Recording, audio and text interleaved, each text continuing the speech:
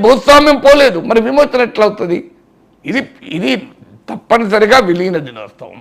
భారత యూనియన్లో తెలంగాణ విలీనమైన ఒక గొప్ప దినం. స్వతంత్ర భారతదేశ పౌరులుగా రాజ్యాంగరీత్యా తెలంగాణ బిడ్డలైనటువంటి ఒక చారిత్రక దినోత్సవం.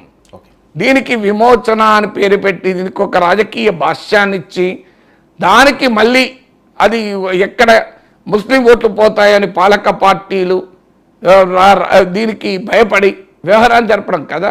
ముస్లిం ప్రజలకు నిజానికి ఏం సంబంధం? ముస్లిం ప్రజలకు నిజానికి నిజాం రజాకర్లందరూ ముస్లిం ప్రజలంతా రజాకర్లా? ఏం చెప్పదలుచుకున్నారు మీరు? సో ముస్లిం ప్రజలందరూ రజాకర్లకు కారు కదా, మరి రజాకర్లకు వ్యతిరేకంగానే కదా పోరాడింది. షాబుల్లా ఖాన్ ఇంతకుముందు ఉదాహరణ ఎందుకు చెప్పాను మీకు? అందువల్ల మీకు ఇది ముస్లింలు కూడా నిజాం రజాకర్ వ్యతిరేక పోరాటంలో నిజాం వ్యతిరేక పోరాటంలో ఉన్నారు. అందువల్ల దీనికి ఒక రిలీజియస్